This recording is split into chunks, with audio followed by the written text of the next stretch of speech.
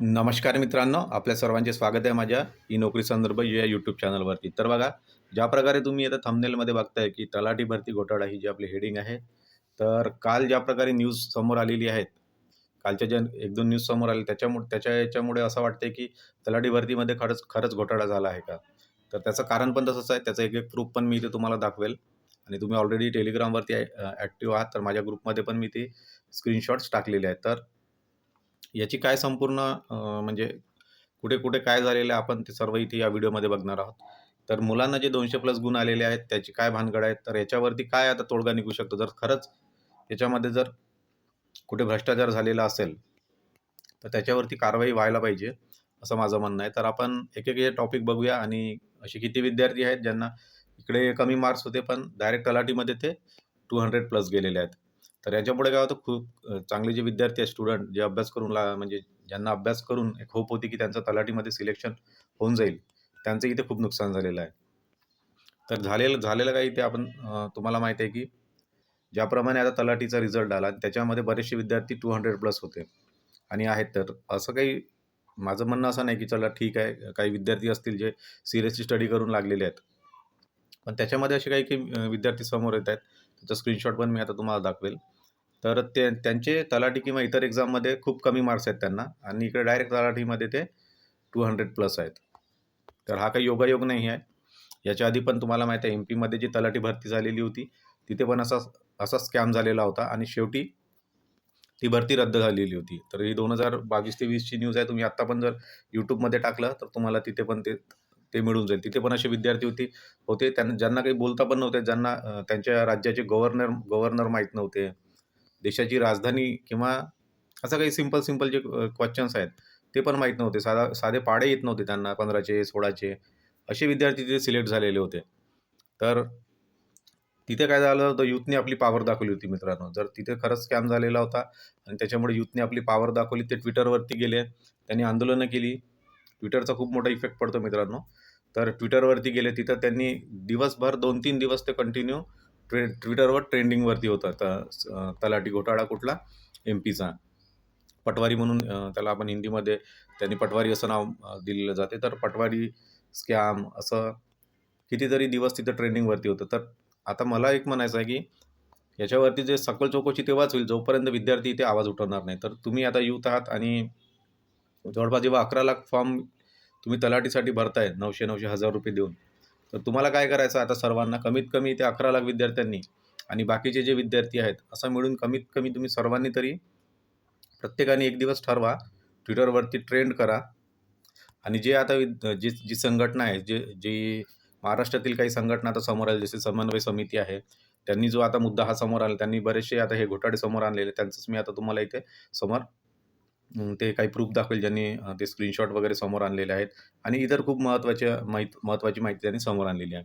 तर याचं सर्व क्रेडिट पण त्यांना जाते. भलेही तुमचे काही आपसी मतभेद असतील मित्रांनो, कोणती पण संघटना असो किंवा विद्यार्थी असो किंवा काही पण असेल, तर हे सर्व विसरून आता तुम्हाला इथे थोडंसं ॲक्टिव्ह व्हावं लागेल. तेव्हाच इथे काहीतरी म्हणजे तुम्हाला इथे पॉझिटिव्ह न्यूज बघायला मिळेल.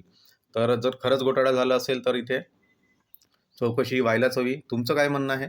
तर तुम्ही पण इथे तुमचं कमेंट बॉक्समध्ये कमेंट करा आणि मी समन्वय समितीचे काही मेसेजेस आहेत आणि या व्हिडिओचं क्रेडिट पण त्यांनाच जातं आणि त्यांनी जो काही पुढाकार घेतला त्याच्याबद्दल मी माझ्या चॅनलतर्फे तसंच आपले जे चॅनलचे सबस्क्रायबर आहेत किंवा जे विद्यार्थी आहेत बाकीचे, त्यांच्यातर्फे मी त्यांचा म्हणजे असं स्वागत करतो त्यांनी जो पुढाकार घेतला आहे आणि तुम्ही पण सर्वांनी सपोर्ट करायचा. जो जो लढतोय ना मित्रांनो, त्याला तुम्ही आता सपोर्ट करा. तर समन्वय समिती समोर येऊन जे लढत्या विद्यार्थ्यांसाठी तर तुम्हाला इथे सपोर्ट करायचा आहे.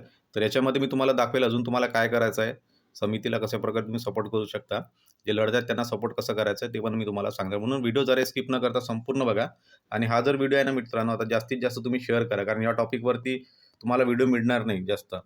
कारण बरेचसे जे आता सांगतो ना मी, जे क्लासेसवाले आहेत, जे विद्यार्थ्यांकडून ज्यांनी पैसे लुटले आणि विद्यार्थ्यांच्या भरोश्यावरती जे आता चांगल्या पोझिशनवर गेले, क्लासेसच्या माध्यमातून म्हणा, YouTubeच्या कशाच्या पण माध्यमातून असो, ते लोकं आता इथं काही कुणी जास्त बोलणार नाही. तर तुमचं एक काम आहे, मी आता याच्यावरती एक सीरीजच घेऊन येईल कंटिन्यू नॉनस्टॉप.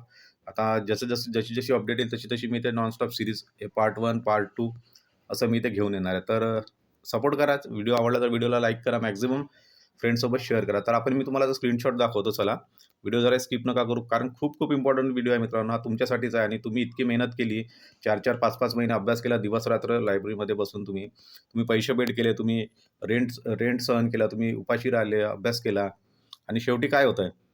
कोणीतरी मागून येतंय आणि ती म्हण आहे ना, काना मागून आला आणि तिखट झाला. तर त्याप्रकारे कोणीतरी मागून येतंय आणि 200 प्लस मार्क घेऊन चालले आणि तुम्ही स्टडी करून पण तुमचे इथे 190 किंवा 186 दरम्यान असून पण तुमचं सिलेक्शन होत नाही आहे. तर याच्यामध्ये मी तुम्हाला आता संपूर्ण तुम्हाला काय करायचं, नेक्स्ट काय प्रोसेस असेल, तर ही संपूर्ण माहिती मी तुम्हाला देणार आहे. तर व्हिडिओ जराही स्किप न करता संपूर्ण बघा. व्हिडिओला मॅक्सिमम शेअर करा आणि मॅक्सिमम याला लाईक पण करा, जेणेकरून ट्रेंडिंगवरती ही न्यूज गेली पाहिजे. तर चला, आता मी तुम्हाला दाखवतो ज्याप्रमाणे मी थंबनेलमध्ये. आता ही एक विद्यार्थी आहे 54 तलाठीमध्ये आणि डायरेक्ट 214 मार्क आहेत. असे 1-2 विद्यार्थी मी तुम्हाला दाखवेन. तर चला, मी त्यांचा स्क्रीनशॉट दाखवतो तुम्हाला. तर हे बघा, हे एक नाव आहे आणि हा त्यांचा रोल नंबर आहे, रजिस्ट्रेशन नंबर जो काही आहे.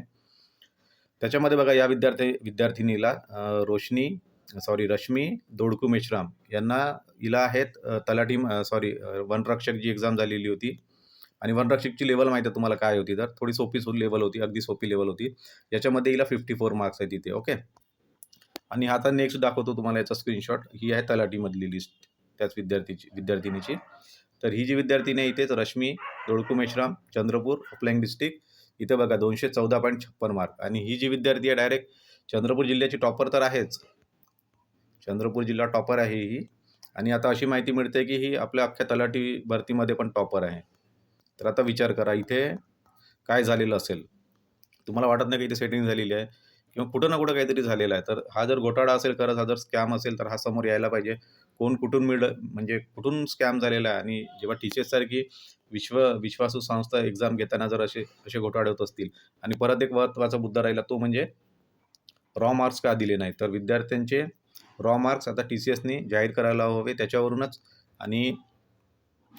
कळेल की मित्रांनो, की बाकीचे जे विद्यार्थ्यांनी त्यांचे रॉ मार्क्स किती होते आणि नॉर्मलायझेशन होऊन किती मार्क्स वाढले. त्याच्यानंतर जे विद्यार्थी संशयास्पद आहेत, त्यांचा जो बायोडाटा आहे, आता सर्व ती समन्वय समिती आता जी लढत आहे तुमच्यासाठी, ती त्याचा पूर्ण बायोडाटा काढेलच. त्याच्यामधून पण समजून येईल की त्याच्यामध्ये, आता मी तुम्हाला मेसेजेस दाखवतो त्याच्यामध्ये काय काय होणार आहे. तर आणखी एक विद्यार्थी, त्याचं बघूया आपण पहिले. तर इथे एक बघा, आणखी राजू विक्रम चव्हाण यांना आहेत फॉरेस्टमध्ये, याला एक 60 मार्क आहेत तिथे. ओके. आणि आता इथे बघा, नागपूर जिल्हा अप्लाइंग आणि इथे 208. तर हा एक योगायोग नाही असू शकत. ठीक आहे, त्या विद्यार्थी एक कोणी म्हणेल आता कमेंटमध्ये येऊन, की जे आता बाजू घेत असतील इथे स्कॅम नाही झाला म्हणून, ते म्हणेल की हो, त्यांनी अभ्यास नसेल केला किंवा असाच उठून अभ्यास म्हणजे गेला, नाही स्टडी केली असेल आणि असंच गेला असेल काही कामानिमित्त, किंवा त्याची स्टडी नसेल झाली आणि त्यांनी 60 मार्क इथे घेतले आणि तलाठीमध्ये खूप अभ्यास केला आणि डायरेक्ट 208.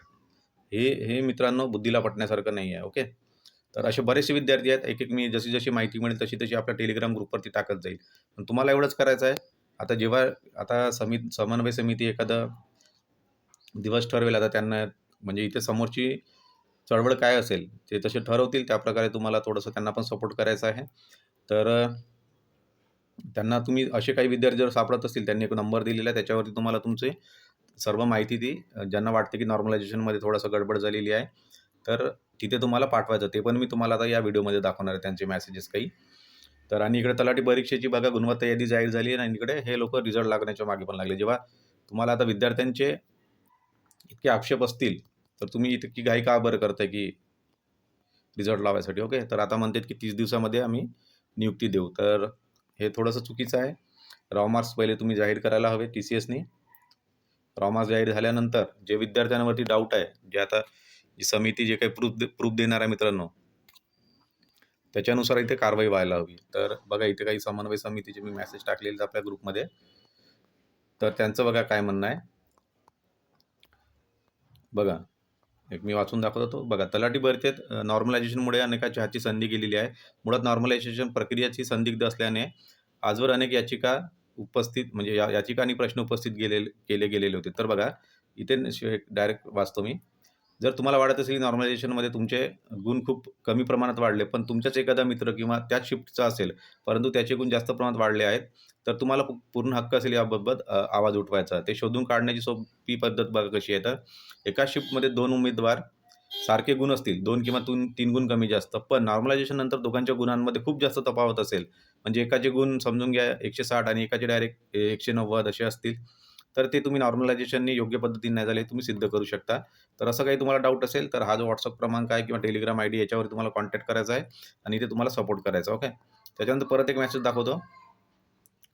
तर इथे बघा त्यांचाच एक मेसेज आहे समितीचा. बघा बीडमध्ये पण एक विद्यार्थी सापडलेला आहे, ज्याला 60 ते 65 कोतवालसारख्या पेपरमध्ये तो मारू नाही शकला इथे आणि तो डायरेक्ट 200च्या जवळपास आहे. तर असे विद्यार्थी जे जे सापडतील, तर त्यांचं सगळी माहिती आता तुम्हाला पण काही जर डाऊट असेल, तर या WhatsApp क्रमांकावर टाकवायचं आहे. जास्तीत जास्त पुरावा गोळा करून इथे म्हणजे समितीला सपोर्ट करायचं बघा. तर आता रिट पिटिशन दाखल होणाऱ्या समन्वय समितीमार्फत तुम्हाला सांगायचं इतकेच आहे, की ज्यावेळी आपल्या बुडाखाली आग लागते तेव्हाच आपल्याला जाग येत असते. आपण इथे चुकतो फक्त तलाठीपुरते नाही, सर्व सदस्य भरतीमध्ये मोठे घोटाळे झालेले असं यांचं म्हणणं आहे. आणि खरंच आता याच्यानुसार असं सिद्ध होतंय, की घोटाळे झालेले आहेत. तर जेव्हा आता खरंच चौकशी होईल SIT मार्फत, तर तेव्हा खूप मोठे मासे गळायला लागण्याची शक्यता आहे. तर असा स्कॅम ऑलरेडी तुम्हाला मी जसं सांगितलं MP मध्ये झालेला होता आणि महाराष्ट्रात पण याच्या आधी कितीतरी वेळा असे स्कॅम म्हणजे मुद्दे समोर आलेले आहेत आणि तलाठीमध्ये तर जेव्हा एक्झाम सुरू होती तेव्हा रोजची आपल्याला न्यूज माहीत आहे, की रोज काही ना काही पेपर फुटीबद्दल माहिती येत होती. तर ही एक आहे आणि याच्यावरती आता बघा, आता एक याच्यावरती ऑप्शन काय असेल मित्रांनो, तर समन्वय समितीचं असं म्हणणं आहे, की आता याला आपण या एक्झामला तुम्ही प्री कन्सिडर करा आणि जे विद्यार्थी टॉपर आहेत आणि 1:10 रेशोमध्ये तुम्ही घेऊन एक मेन्स एक्झाम घ्या यांची. तेव्हाच इथं काहीतरी होऊ शकते किंवा मग जर डायरेक्ट जर याच्यावरती दुसरं काही ऑप्शन नसेल, तर मग अशा वेळेस स्टे हा जो ऑप्शन उरतो. पण एवढे विद्यार्थ्यांचे एवढे दिवस गेले, एवढे महिने वेस्ट गेलेले आहेत, म्हणजे इन्व्हेस्ट केलेले आहेत त्यांनी. तर सरसकट रद्द करणे हे पण योग्य होणार नाही. पण जरच इथं खरंच घोटाळा झालेला असेल, तर मग मेन्स घ्यायला काही म्हणजे प्रॉब्लेम नाही. तर असं काहीतरी व्हायला हवं, याच्यावरती तोडगा निघायला हवा. ही खूप मोठा एक स्कॅम म्हणू शकतो मित्रांनो. आणि जसे-जसे नवीन-नवीन आता याच्यामधले घोटाळे समोर येतील, त्याची मी अपडेट तुम्हाला देत राहील. तर तुम्ही व्हिडिओवरती नवीन असाल, तर व्हिडिओला लाईक करा, मॅक्सिमम लोकांसोबत शेअर करा मित्रांनो हा व्हिडिओ आणि चॅनलवरती नवीन असाल तर चॅनलला सबस्क्राईब करा. हा पार्ट आता आपला सुरुवात झालेली आहे. आता मी याच्यावर जसे-जसे नवीन-नवीन व्हिडिओचे पार्ट 1, पार्ट 2 अशी एक-एक तुम्हाला इथे अपडेट देत जाईल. तर एवढीच माहिती होती. तुम्हाला जर काही काही पण डाऊट असेल मित्रांनो, म्हणजे तुम्हाला काय वाटतं, तुमचं म्हणणं काय आहे एक्झामबद्दल, की नेक्स्ट याच्यावरती काय तोडगा असला पाहिजे, तर कमेंट बॉक्समध्ये जा आणि रिक्वेस्ट आहे तुम्हाला, प्लीज कमेंट बॉक्समध्ये जाऊन तिथे तुम्ही कमेंट करा. ओके. तर ही सर्व माहिती होती. Thank you very much.